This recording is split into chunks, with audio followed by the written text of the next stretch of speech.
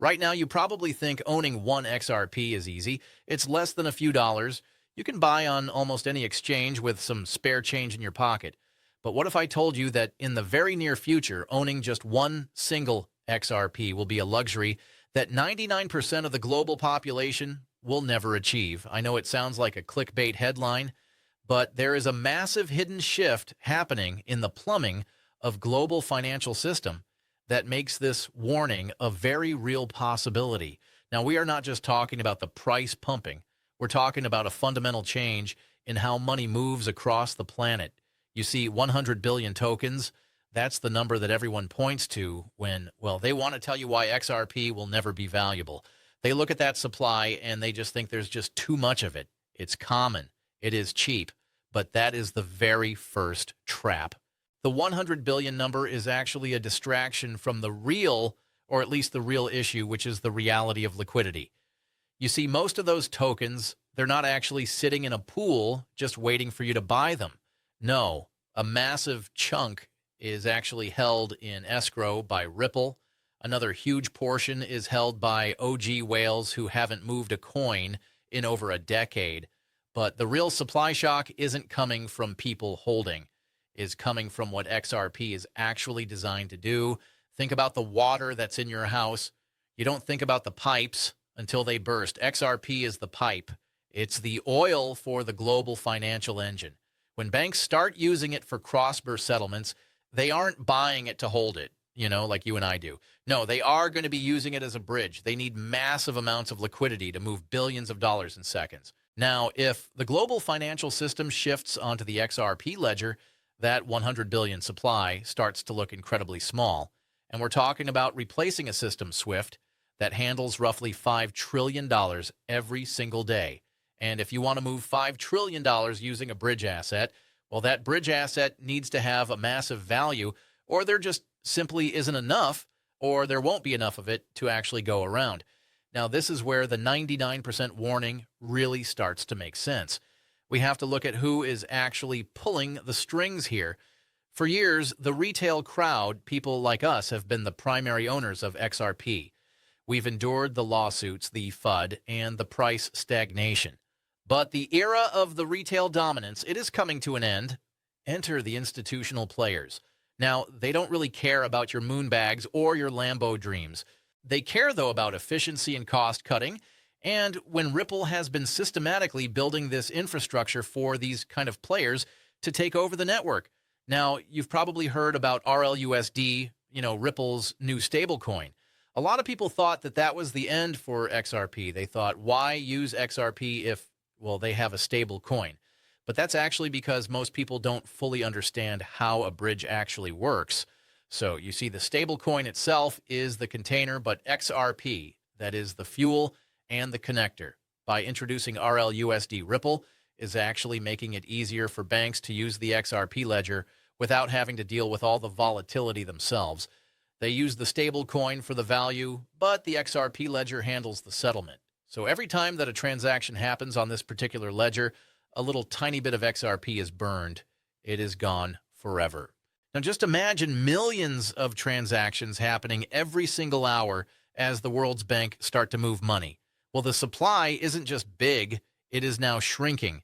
And as the big players move in, they aren't going to just buy their XRP from a crypto exchange like you and I do. No, they're going to source it from deep liquidity pools.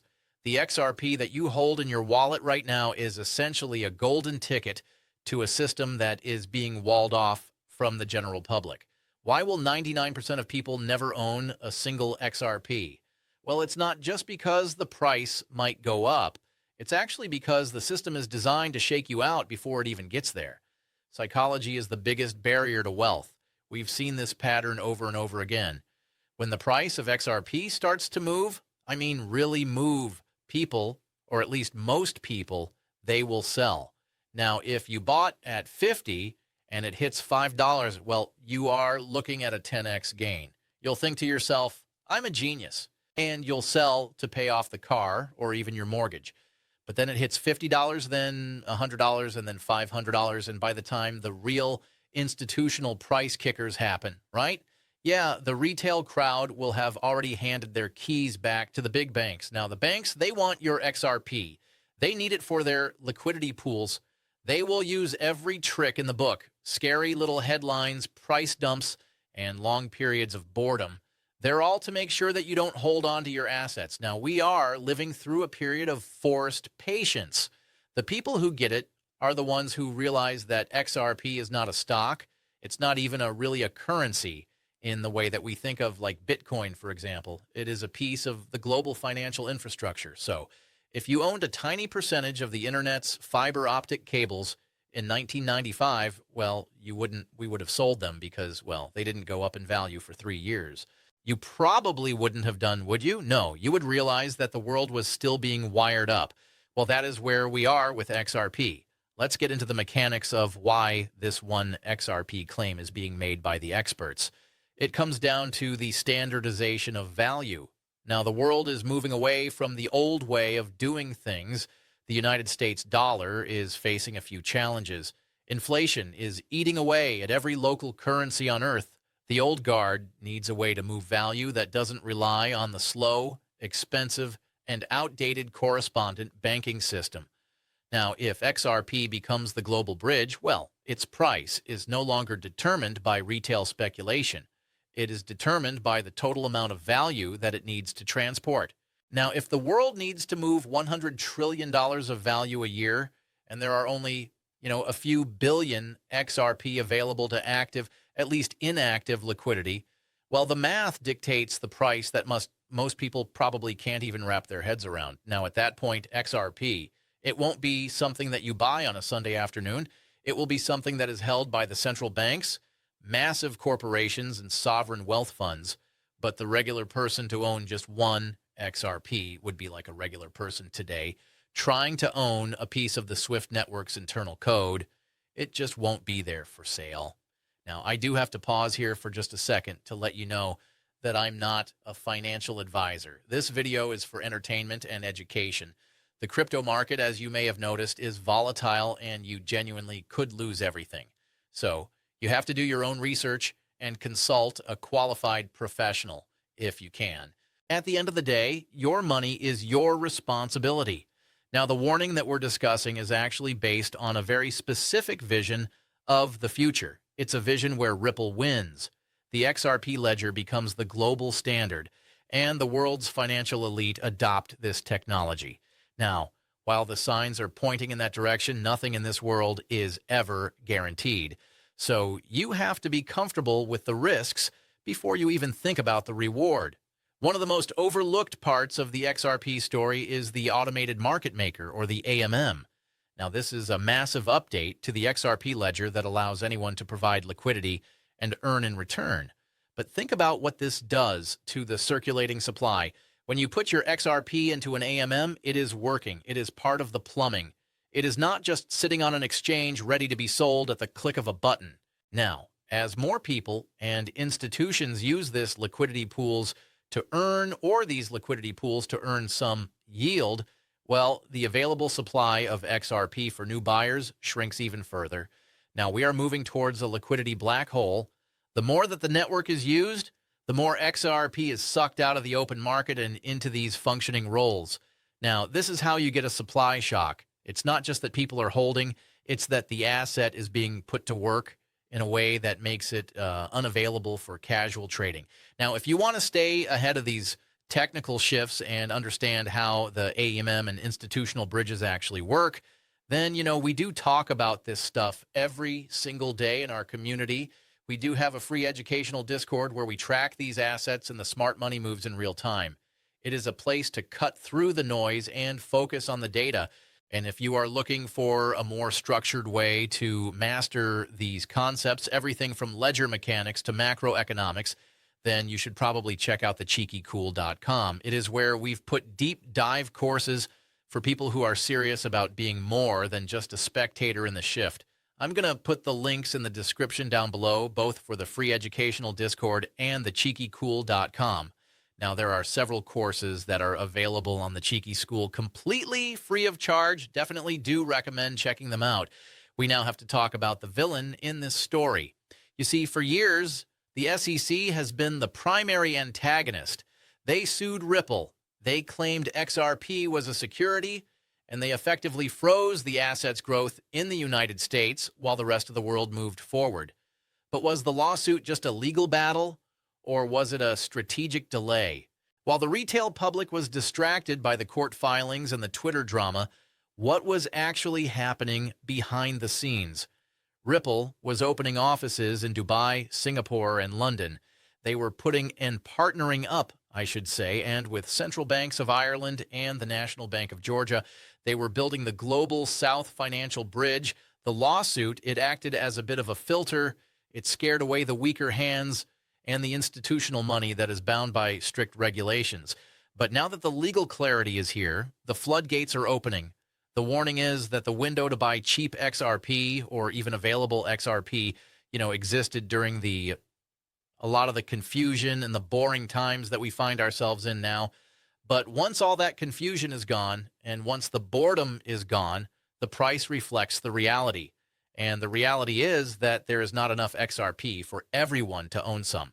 There is a theory, one that used to be dismissed as a conspiracy, but is now being discussed in serious financial circles. The XRP is being positioned as a world reserve asset. Now, not a currency that you would use to buy bread, a reserve asset that banks use to bank back their own digital currencies. Now, if every country launched a central bank digital currency, a CBDC, or some kind of stable coin, they would need a natural decentralized asset to trade between them all. They cannot use the US dollar if they want to be truly independent. They cannot use each other's currencies because, well, there are some trust issues. No, they need a mathematical bridge, an asset that no one country actually controls, that moves at the speed of light and has a fixed supply. Well, XRP, it fits that description perfectly. If central banks start holding XRP on their balance sheets as a reserve, the idea of a retail investor owning just one XRP becomes almost absurd. Do you own a bar of gold held in the Federal Reserve? Some do, but most do not. Now, you might own paper representations of it, of course, or a tiny fraction of an ETF, maybe. But owning the actual asset itself is rather rare. That's for the, architects of the system. Let's take a look at the how. How does this actually happen? Now, it happens through ISO 2022. Now, this is the new global standard for financial messaging.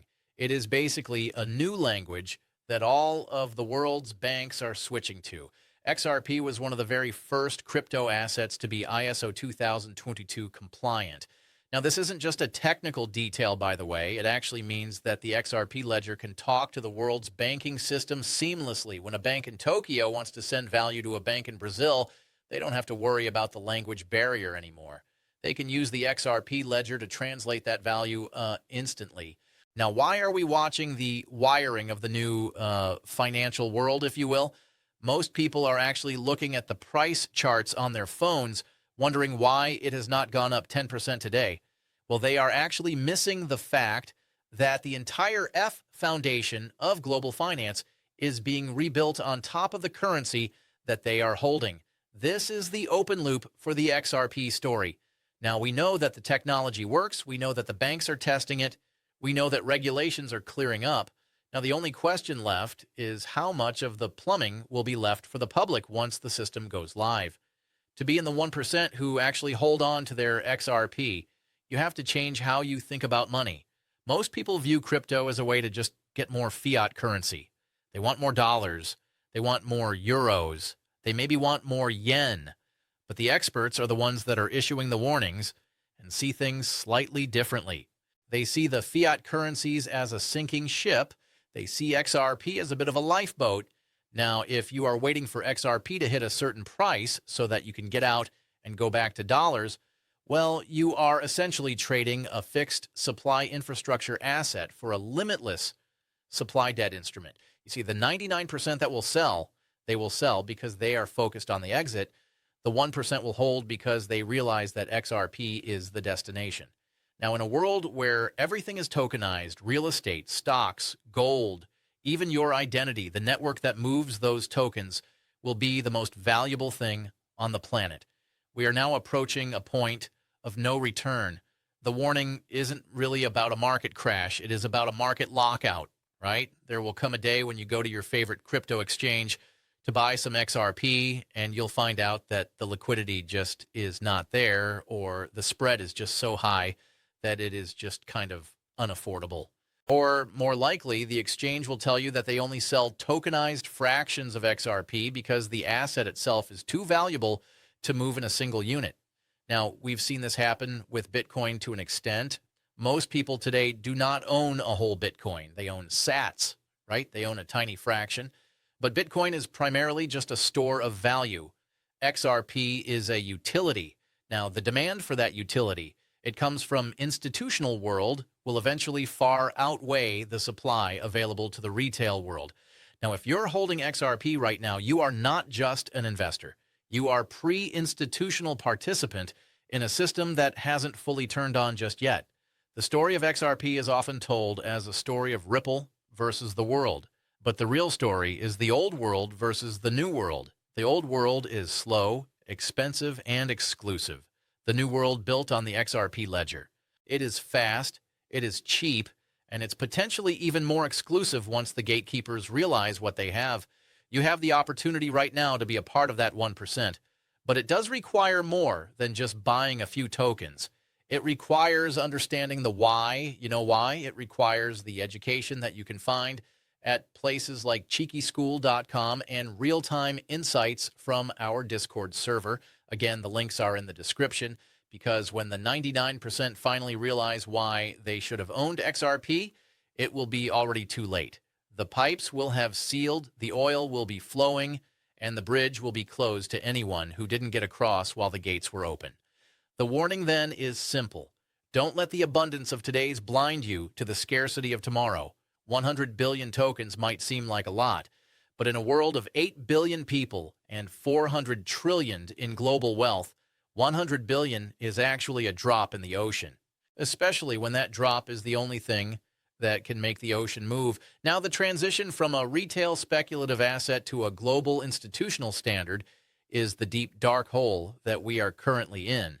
It is confusing, it is very frustrating, and it is designed to make you give up. But on the other side of that hole is a revelation that will change the financial landscape forever. The question isn't whether XRP will be successful.